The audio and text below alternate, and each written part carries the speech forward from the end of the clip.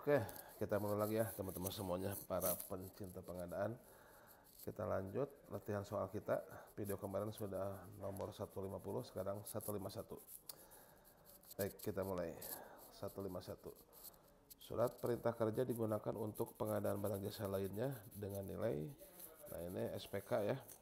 SPK kita lihat contekannya. SPK itu untuk nilai di jasa lainnya dan konsultan 50 sampai 200. Nah, ini pilihannya ada 10 juta, 50 sampai 200, C 100 juta, D 200, E di atas 200. Nah, ini hati-hati ya, kalau ditanyakan nilainya berarti 50 sampai 200 juta, ini B jawabannya. Tapi kalau dengan nilai minimalnya ataupun nilai maksimal, nilai paling banyak atau maksimal, maka jawabannya adalah D 200 juta. Tapi kalau ditanyakan nilai berarti digunakan untuk nilai 50 sampai 200. Gitu ya. 152. Surat perintah kerja digunakan untuk pengadaan pekerjaan konstruksi dengan nilai paling banyak. Nah, ini paling banyak nih. Paling banyak maksimalnya yang mana? A 10 juta, B 50 sampai 200, C 100 juta, D 200, E di atas 200. SPK digunakan untuk konstruksi paling banyak atau maksimal sampai dengan 200 juta ya. Kalau di atas 200 itu SPK. Ya. 153. Surat perjanjian digunakan untuk pengadaan barang jasa lainnya atau pekerjaan konstruksi dengan nilai paling sedikit. Nah, paling sedikit surat perjanjian nilainya berapa? A 10 juta, B 50 sampai dengan 200, C 100 juta, D 100 sampai 200, E di atas 200. Dan jawabannya adalah di atas 200 ya, yang menggunakan surat perjanjian.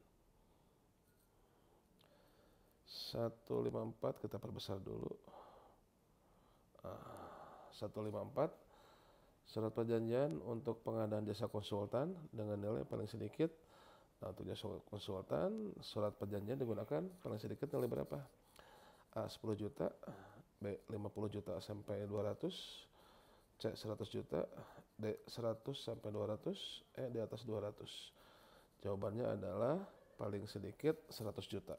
Kita lihat contekannya. Nah, ini jasa konsultan kan. Jasa konsultan itu hanya dua kan, menggunakan SPK sampai dengan 100 atau surat perjanjian di atas 100. Ya, lanjut. 155. Surat pesanan digunakan untuk pengadaan barang jasa melalui A.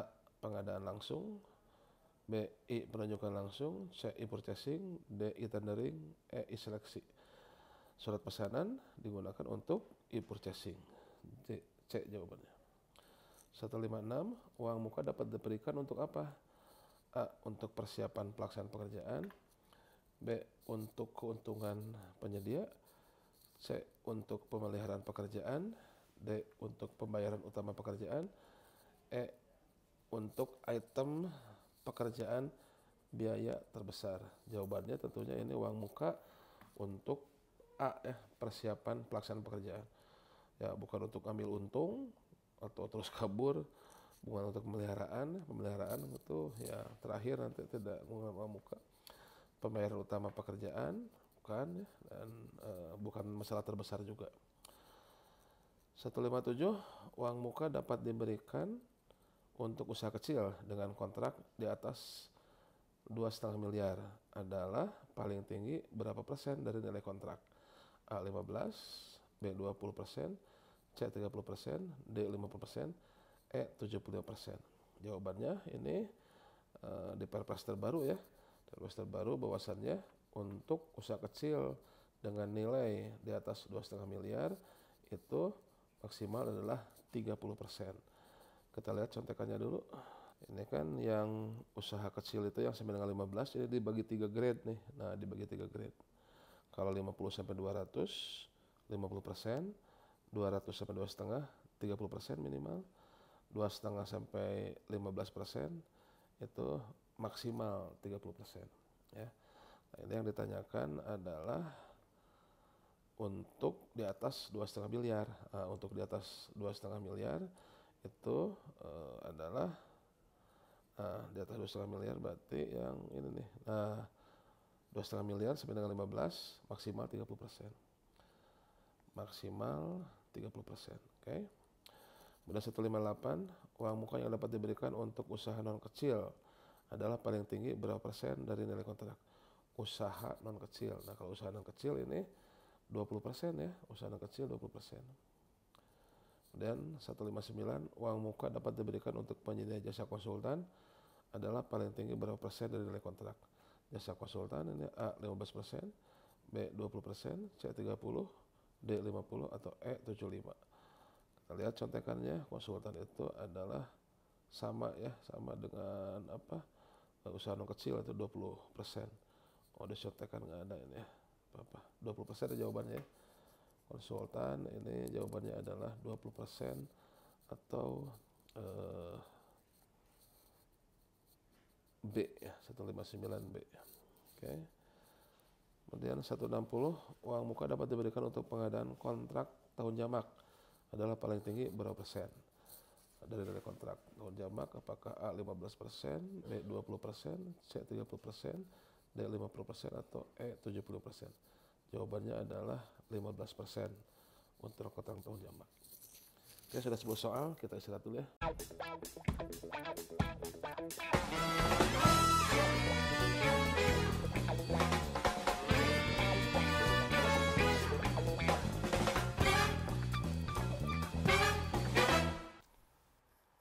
Oke, kita lanjut lagi ya. 161. Jaminan pengadaan barang jasa terdiri atas kecuali mana yang bukan jaminan yang dipakai dalam pengadaan. A. Jaminan penawaran, B. Jaminan sangka banding, C. Jaminan pelaksanaan, D. Jaminan uang muka, E. Jaminan produk tayang. Nah, ini kecuali ya. Nah, ini jaminan penawaran dipakai, jaminan sangka banding dipakai, jaminan pelaksanaan dipakai, uang muka dipakai. Nah, yang tidak ada yang kecuali adalah E ya, tidak ada jaminan produk tayang ya. Oke, 162. Jaminan penawaran dalam pengadaan barang jasa dipakai pada jenis barang jasa. Nah, yang menggunakan jaminan penawaran itu pada jenis barang jasa apa? Jaminan penawaran. Apakah A pada barang, ada nggak jaminan penawaran? B jasa lainnya, ada nggak jaminan penawaran? C pekerjaan konstruksi dipakai nggak jaminan penawaran? D jasa konsultansi non konstruksi, E jasa konsultansi konstruksi. Nah, mana yang menggunakan jaminan penawaran? Jawabannya adalah pekerjaan konstruksi ya. Nah, karena pekerjaan konstruksi ini semua jaminan ini dipakai ya dalam pekerjaan konstruksi ya semua. Kalau barang jasa lainnya hanya jaminan pelaksanaan dan jaminan uang muka serta jaminan pemeliharaan. Untuk barang jaminan pemeliharaan digantikan sertifikat garansi. Lanjut 163, jaminan sangka banding dalam pengadaan barang jasa dipakai untuk jenis barang jasa. Nah, yang ada jaminan sangka banding ini pada pengadaan apa? A barang, B jasa lainnya, C pekerjaan konstruksi, D jasa konsultan non konstruksi, E jasa konsultan konstruksi. Nah, yang ada sangka banding tentunya itu hanya ada pada C ya, pekerjaan konstruksi. Nah, sehingga yang ada jaminan sangka banding itu pada pekerjaan konstruksi. Jawabannya C, pekerjaan konstruksi. 164, bentuk jaminan dalam pengadaan barang jasa dapat berupa, nah ini bentuk-bentuk jaminan. A. Bank garansi atau surety bond, B. Asuransi project atau unit link, C. Rekening koran senilai HPS, D. Giro senilai penawaran yang diajukan, E. Jaminan dari bank umum. Nah, bentuk jaminan pengadaan barang jasa dapat berupa apa? Jawabannya apa? Kita lihat. Jadi ini bentuk-bentuk apa? Bentuk-bentuk bank garansi atau surety bond bisa dari bank umum ya, bisa dari perusahaan penjamin, asuransi atau lembaga keuangan khusus. Oke, kita lihat. Nah, jadi bisa bentuk bank garansi atau surety bond ya, jawabannya A. Kalau asuransi bisa ya, tapi ini ada unit linknya. Kalau unit link mah biasa itu ya, asuransi yang tiba-tiba teman suka datang ke rumah, ternyata nawarin asuransi gitu ya. Nah, itu unit link gitu ya. Rekening koran, HPS ini bukan, giro juga bukan, jaminan dari bank umum bisa juga ini ya, jaminan dari bank umum untuk jaminan dalam pengadaan barang jasa, bank garansi atau surety bond. Ya, ini yang paling lengkap A ya, yang paling lengkap A. Yang E juga bisa jaminan dari bank umum, tapi yang lengkap adalah dapat berupa bank garansi atau surety bond. 165 bentuk jaminan dalam pengadaan barang jasa harus bersifat sifat-sifat dalam penggunaan jaminan. A. Tidak bersyarat dan mudah dicairkan. B. Dapat dicairkan oleh PPK atau pekerja pemilihan. C. Fleksibel dalam persyaratannya. D. Terbuka dan transparan. E. Tidak ada potongan administrasi. Nah, ini jawabannya adalah persyaratan dalam jaminan ya di pengadaan. Kita lihat ini di pasal 29-35. Nah, sifatnya harus unkondisional, tidak bersyarat ya, mudah dicairkan ya, kemudian harus dapat dicairkan paling lambat 14 hari kerja ini sifatnya. Jadi dari pilihan jawaban ini jawabannya adalah A ya, tidak bersyarat dan mudah dicairkan. 166 jaminan dalam pengadaan barang jasa harus dapat dicairkan oleh penerbit jaminan paling lambat berapa hari setelah surat pencairan diterima. A. 7 hari kerja. B. 7 hari kalender. C. 14 hari kerja. D. 14 hari kalender. E. Menyesuaikan masa berlaku penawaran. Tadi sudah ada contekannya ya. Jawabannya adalah 14 hari kerja. C ya. 167 jaminan dalam pengadaan jasa konsultasi diantaranya adalah dalam jasa konsultansi jaminannya apa? A. Jaminan penawaran. B. Jaminan sangka banding. C. Jaminan pelaksanaan. D. Jaminan pemeliharaan. E. Tidak memerlukan jaminan. Oke, kita tahu dalam jaminan dalam jasa konsultansi jaminan yang diperlukan paling juga itu jaminan uang muka ya kalau minta jaminan. Jadi tidak memerlukan jaminan. Kalau meminta uang muka bisa ada jaminan uang muka, tapi penawaran tidak, sangka banding hanya untuk konstruksi. Jaminan pelaksanaan pemeliharaan tidak ada ya. Jadi dalam jasa konsultan itu cenderung tidak butuh jaminan ya. Paling hanya jaminan uang muka kalau diberikan uang muka. 168 jaminan dalam pengadaan barang jasa dapat dikeluarkan dari penerbit yang memiliki izin usaha dan pencatatan produk certificate dari otoritas jasa keuangan diantaranya. Nah, apa saja yang bisa mengeluarkan jaminan dalam pengadaan? Bank umum, perusahaan penjamin, C. Asuransi, D. Lembaga keuangan khusus, E. Semua benar. Ini jawabannya adalah semua benar ya, E.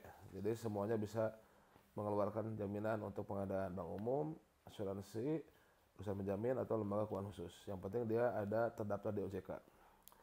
169 jaminan penawaran hanya dipakai untuk pengadaan. Nah, yang menggunakan jaminan penawaran pekerjaan konstruksi di atas 10 miliar, barang konstruksi diseluruhnya di atas 10 miliar. C. Konsultan konstruksi di atas 10 miliar. D. Barang jasa lainnya di atas 10 miliar. E. Jasa konsultan non konstruksi di atas 10 miliar. Nah, ini penawaran itu hanya untuk pekerjaan apa? Kita lihat contekannya. Nah, ini jaminan penawaran, ini hanya untuk pekerjaan konstruksi atau pekerjaan terintegrasi. Untuk paket di atas 10 miliar. Jadi hanya untuk konstruksi 10 miliar. Jaminan penawaran hanya dipakai untuk pengadaan. Jawabannya A. Pekerjaan konstruksi di atas 10 miliar. 170 jaminan penawaran diperlakukan untuk pekerjaan konstruksi di atas 10 miliar dengan besaran nilai dari HPS. Nah, berapa persen jaminan penawaran? Jaminan penawaran ya. Jaminan penawaran itu A. Minimal 3%, B. Antara 1 hingga 3%, C. Antara 3 hingga 3%, sama tuh. D. 5%, E. 1%. Yang benar adalah jaminan penawaran itu adalah antara 1 hingga 3% dari HPS ya, tergantung tingkat resikonya ya, ataupun tergantung kepercayaannya. Kalau resikonya makin tinggi, ya di-set paling tinggi 3% gitu. Oke, sudah 10 soal, kita break dulu sebentar. 1, 2, 3. Kami insan pengadaan terampil berkeahlian, belajar berbagi bekerja, junjung prinsip mulia. Hey! Oke, kita lanjut lagi. Nomor 171. Jaminan penawaran untuk pengadaan barang jasa yang dilakukan terintegrasi besarnya adalah 1 sampai dengan 3% dari A. HPS, B. Pagu anggaran, C. Nilai penawaran, D. Nilai kontrak, E. Ditentukan PPK. Nah ini hati-hati, jaminan penawaran untuk pekerjaan terintegrasi. Nah ingat kalau pekerjaan integrasi itu hitungannya bukan dari HPS ya, tapi hitungannya dari pagu anggaran. Jadi jawabannya adalah B, pagu anggaran. Karena desain and build, nah HPS-nya belum selesai ya, masih didesain dulu ya. Belum ketahuan HPS-nya, jadi pakai pagu anggaran. Jaminan sangka banding besarnya adalah 1% dari nilai A. HPS, B. Pagu anggaran, C. Nilai penawaran, D. Nilai kontrak, E. Ditentukan PPK. Nah, jaminan sangka banding adalah 1% dari harga perkiraan sendiri ya standarnya. 173, jaminan sangka banding untuk pekerjaan konstruksi terintegrasi. Nah hati-hati, besarnya 1% dari A. Nilai HPS, B. Pagu anggaran, C. Nilai penawaran, D. Nilai kontrak, E. Ditentukan PPK. Nah seperti biasa, kalau pekerjaan terintegrasi bukan dari HPS ya, tapi dari pagu anggaran. Ini jawabannya adalah B. 174, jaminan pelaksanaan diberlakukan untuk kontrak pengadaan barang pekerjaan konstruksi jasa lainnya dengan nilai paling sedikit berapa. Nah ini jaminan pelaksanaan. A. Paling sedikit 100 juta, B. Paling sedikit di atas 200 juta, C. Paling sedikit 50 juta, D. Sama dengan nilai kontrak, E. Sama dengan nilai penawaran. Nah jaminan pelaksanaan diberlakukan untuk kontrak pengadaan barang jasa dengan nilai. Nah ini jaminan pelaksanaan hanya diberlakukan untuk nilai di atas 200 juta. Kita cek ya. Nah jaminan pelaksanaan maaf. Nah ini. Nah jaminan pelaksanaan ya untuk paket di atas 200 juta ya. Jaminan pelaksanaan. Ini jaminan pelaksanaan bisa dipakai untuk jenis barang jasa, konstruksi, barang jasa lainnya juga memerlukan jaminan pelaksanaan. Lanjutkan soalnya 175, jaminan pelaksanaan diberlakukan untuk pengadaan barang jasa berikut ini, yaitu pengadaan jasa lainnya yang aset penyediaannya dikuasai oleh pengguna, B. Pengadaan barang jasa melalui e-purchasing, C. Jasa konsultan konstruksi, D. Jasa konsultan non konstruksi, E. Pekerjaan konstruksi dengan nilai di atas 100 juta. Nah jaminan pelaksanaan diberlakukan untuk yang mana nih ya. Oke, kita lihat pengadaan jasa lainnya yang aset penyedianya dikuasai oleh pengguna. Nah, kalau ini terlihat, nah kalau dikuasai oleh aset pengguna ini sudah sudah tidak diperlukan, jadi tidak perlu jaminan pelaksanaan. Kalau jasa lainnya yang aset penyedia sudah dikuasai oleh pengguna, misalkan sewa barang, penyewaan kapal gitu ya, misalkan sewa mobil, nah itu asetnya sudah dikuasai penyedia kan, sehingga tidak perlu jaminan pelaksanaan, dikecualikan ya. Berarti yang A ini justru tidak perlu jaminan pelaksanaan ya. Yang B, pengadaan barang jasa melalui e-purchasing, tidak perlu jaminan pelaksanaan. Konsultan tidak. Nah ini yang E berarti ya, pekerjaan konstruksi dengan nilai kontrak di atas 100 juta. 100 juta maksudnya di atas 200 juta ya, ini 100 juta. Ini nggak ada yang benar ini ya. Nggak ada yang benar, kita lihat lagi.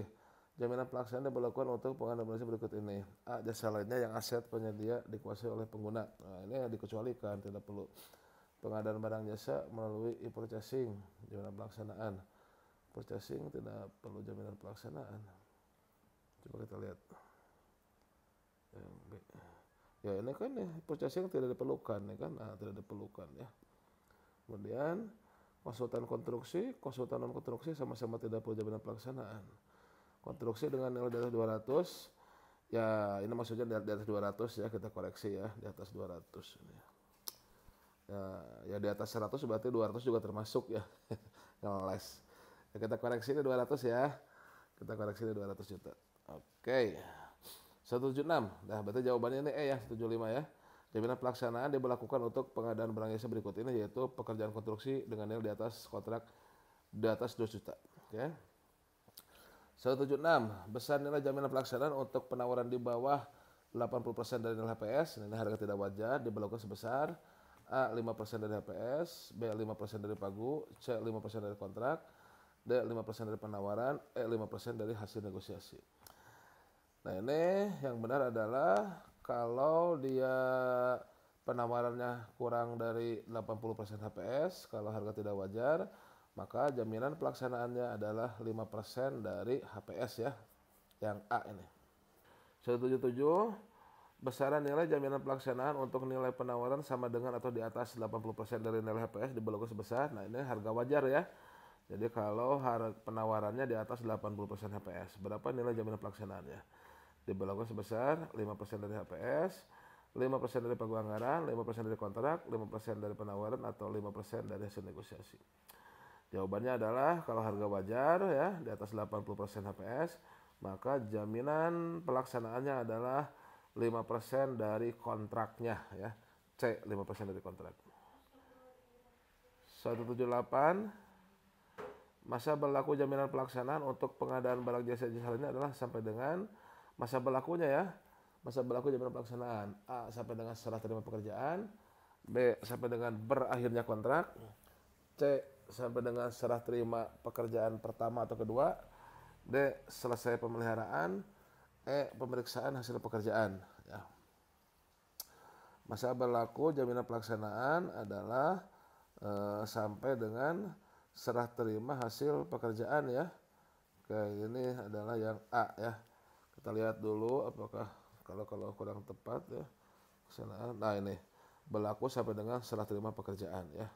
Jaminan pelaksanaan. Ya, jawabannya adalah A. 179, masa berlaku jaminan pelaksanaan untuk pekerjaan konstruksi adalah sampai dengan A. serah terima pekerjaan, B. berakhirnya kontrak, C. serah terima pertama, D. selesai pemeliharaan, E. pemeriksaan hasil pekerjaan. Ya, ini kalau untuk konstruksi ini diperdetail lagi ya. Jadi serah terimanya ada serah terima pertama, ya, kemudian serah terima kedua setelah pemeliharaan. Jadi jaminan pelaksanaannya sampai dengan serah terima pertama ya. Oke. 180, besaran nilai jaminan uang muka adalah A. 10% dari HPS, B. 20% dari pagu anggaran, C. 30% dari kontrak, D. sebesar uang muka yang diberikan, E. tidak dapat diberikan. Nah, yang ditanyakan adalah jaminan uang muka. Nah, sering diwanti-wanti dalam materi ya. Silahkan dilihat lagi materinya. Jadi jaminan uang muka itu adalah sebesar uang muka yang diberikan ya, D. Jadi bukan persen-persenannya ya. Kalau persen-persenannya itu ada aturan terkait uang mukanya. Berapa uang mukanya? Oh, untuk usaha kecil 2,5 sampai 15 miliar itu maksimal 30%. Untuk anak kecil maksimal 20%. Itu uang mukanya. Nah, uang mukanya nanti jaminannya berapa? Ya sebesar uang muka yang diberikan. Karena belum tentu uang muka diberikan semaksimal sekian persen itu, bisa kurang ya. Oke. Kita istirahat dulu sudah.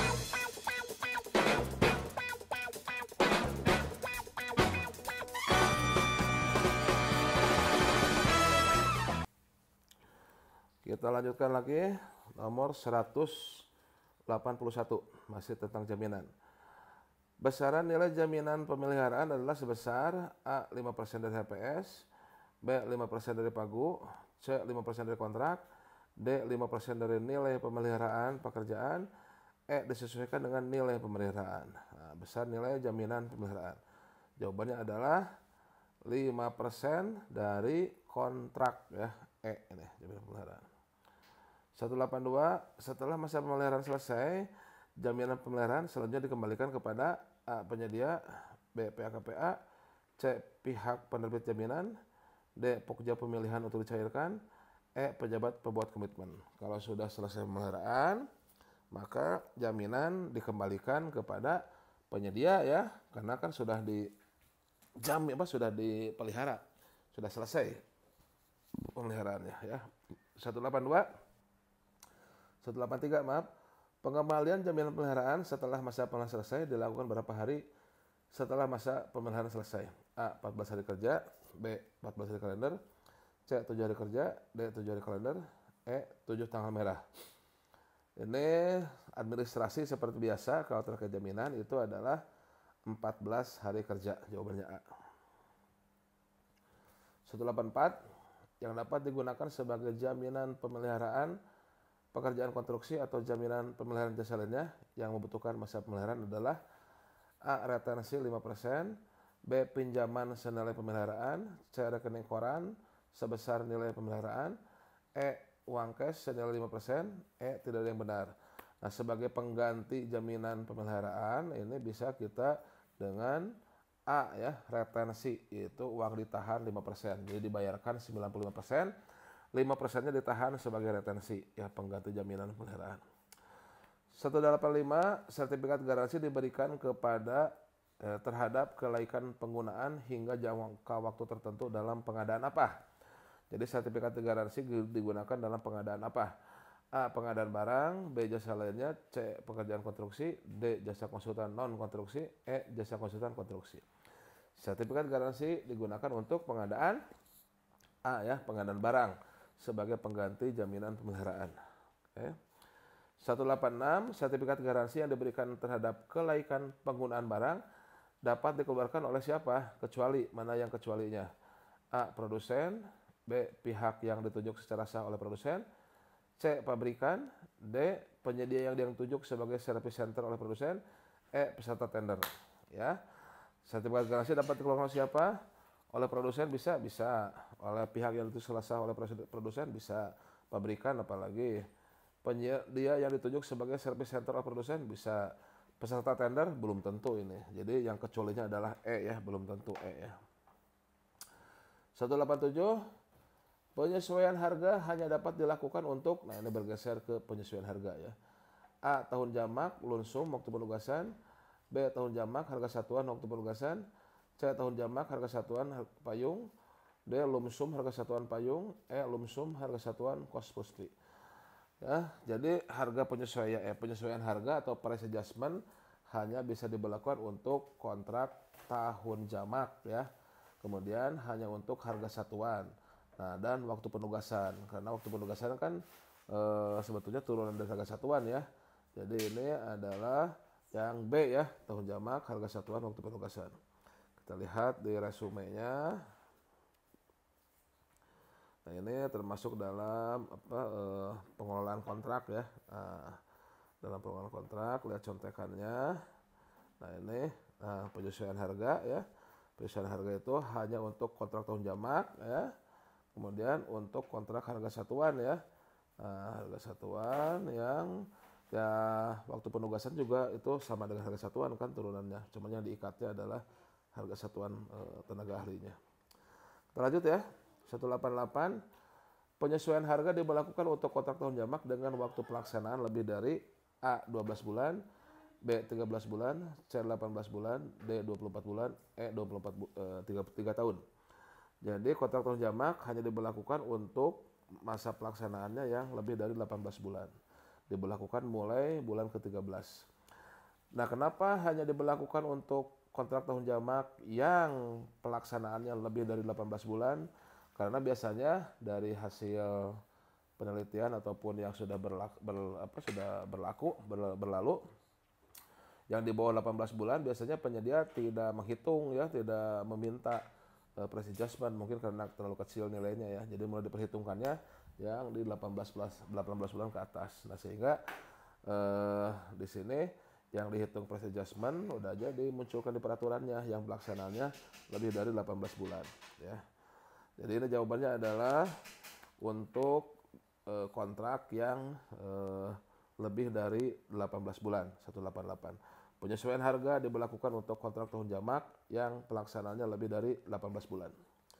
189, penyesuaian harga untuk kontrak tahun jamak diberlakukan mulai bulan ke A12, B13, C15, D bulan ke-18, E bulan ke-20. Nah, tadi untuk kontrak tahun jamak yang lebih dari 18 bulan, pemberlakuannya itu mulai dari bulan ke-13. Ini jawabannya B. Jadi penyesuaian harga untuk kontrak tahun jamak diberlakukan mulai dari bulan ke-13. 190, penyesuaian harga satuan berlaku bagi seluruh kegiatan mata pembayaran kecuali komponen keuntungan, biaya tidak langsung, overhead cost, harga satuan timpang, atau E semua benar. Kecuali nih ya, kecuali mana yang tidak diberlakukan penyesuaian harga. Ya, kalau dilihat dicontekan ini maaf.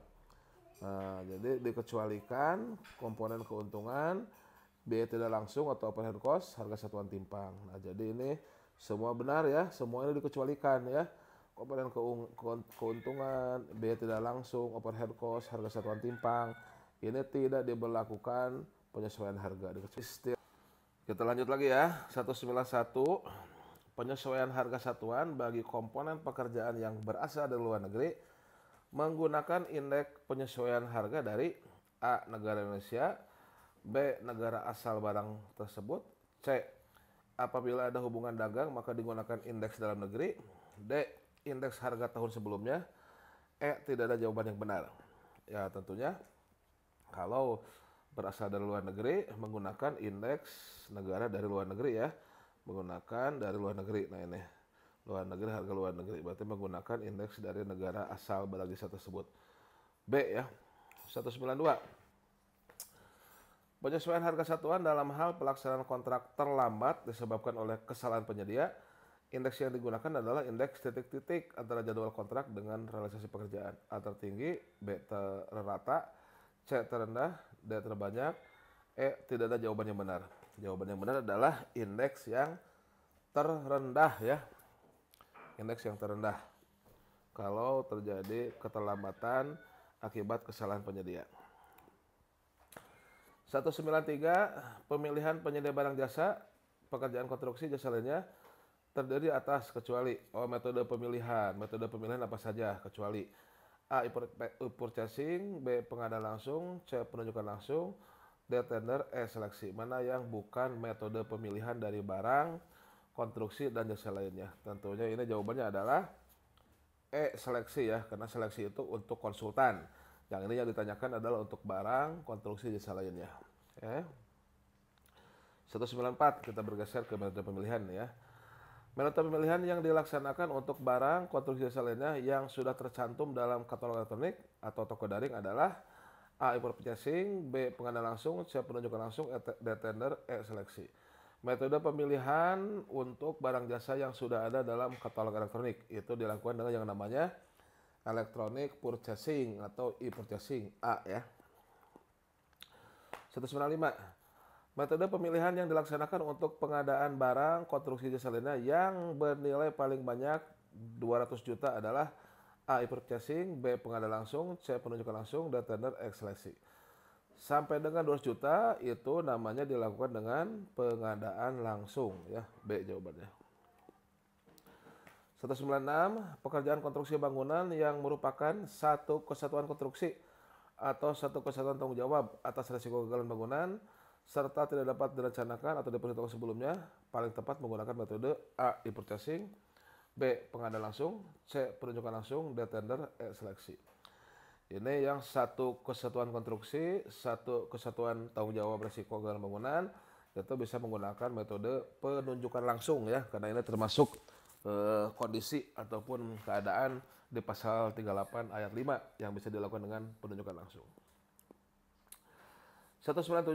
Pemilihan penyedia untuk melanjutkan pengadaan barang jasa, pengadaan barang konstruksi jasa lainnya dalam hal terjadi pemutusan kontrak paling tepat menggunakan A. E-purchasing, B. Pengadaan langsung, C. Penunjukan langsung, Tender, E. Seleksi. Jadi kalau terjadi pemutusan ketika berkontrak, misalkan penyediaannya tidak dapat menyelesaikan pemutusan kontrak, maka lanjutannya bisa dilakukan dengan metode C ini ya, penunjukan langsung, termasuk kategori penunjukan langsung. 198. Barang konstruksi lainnya yang spesifik hanya dapat dilaksanakan oleh pemegang hak paten atau pihak yang telah mendapat izin dari pemegang hak paten, paling tepat menggunakan metode A. E-purchasing, pengadaan langsung, penunjukan langsung, tender atau seleksi. Nah ini hak paten ya, ini bisa dilakukan dengan yang namanya penunjukan langsung. 199. Para pelaku usaha telah terkualifikasi dalam sikap sistem informasi kinerja penyedia untuk pengadaan yang spesifikasi dan volumenya sudah dapat ditentukan secara rinci. Paling tepat menggunakan metode, nah ini kalau penyediaan sudah ada di sikap ya, speknya yang umum ya, rinci ya, Ini dapat dilakukan dengan A. E-purchasing, B. Pengadaan langsung, C. Penunjukan langsung, D. Tender cepat, atau E. Tender. Ini bisa dilakukan dengan D ya, tender cepat. 200. Apabila tidak bisa dilakukan dengan e-purchasing, pengadaan atau penunjukan langsung, dan tender cepat, maka metode pemilihan barang konstruksi hasilnya yang dapat dilakukan adalah dengan metode A. E-purchasing, B. Pengadaan langsung, C. Penunjukan langsung, D. Tender cepat, atau E. Tender.